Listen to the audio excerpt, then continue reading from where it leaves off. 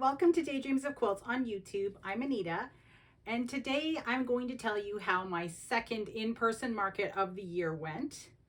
I did do a video about my first market, which I will link. I'll put a little card up here and link in the description below. But that market I thought didn't go so well. Basically, this past market that happened this past weekend, this is the last weekend of May, it went very badly. So I'm here to tell you this and commiserate with those of you who are going through the same thing. But I will say that this market was here where I live in Wainwright, and there's only about 10,000 people that live in this town, so it's not a big place. And I think that is part of the key to success, is getting into the larger areas, bigger cities, when you're doing these markets. But at least this one was only $25 for the table and is only like 2.5 kilometers from my house. So it didn't cost me a whole bunch of money, but basically I got no sales. My one friend came, she's also my co-worker. She kind of encouraged me to try to start doing markets locally again. And I feel like maybe she felt bad, and so she bought something. I hope that wasn't the case. I hope she actually wanted what she bought, but she was my only sale.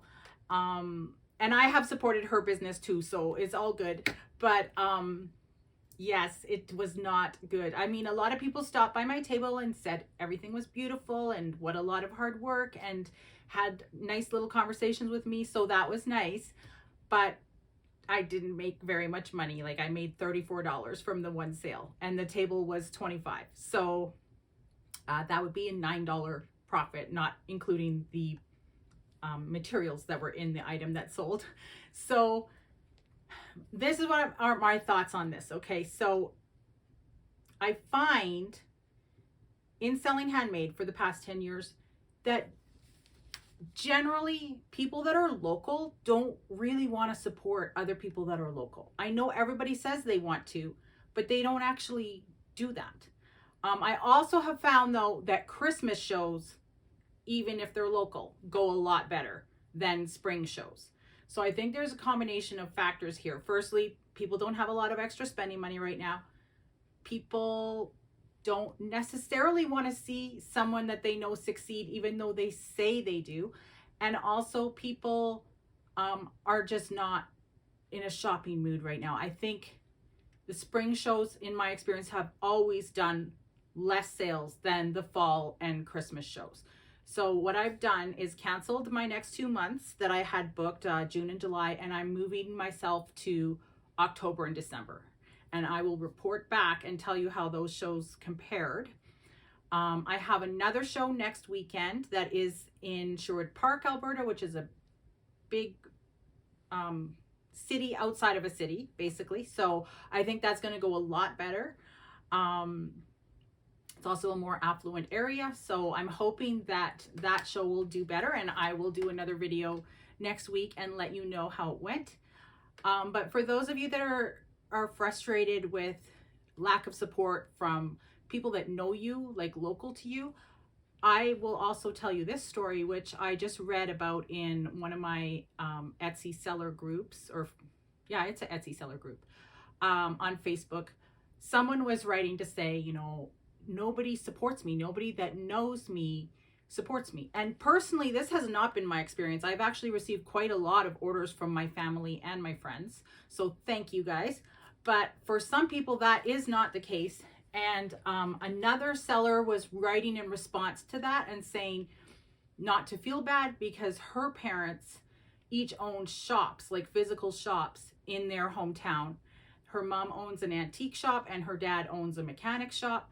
And people come from miles around to this antique shop, and they buy and they comment on how beautiful the shop is laid out.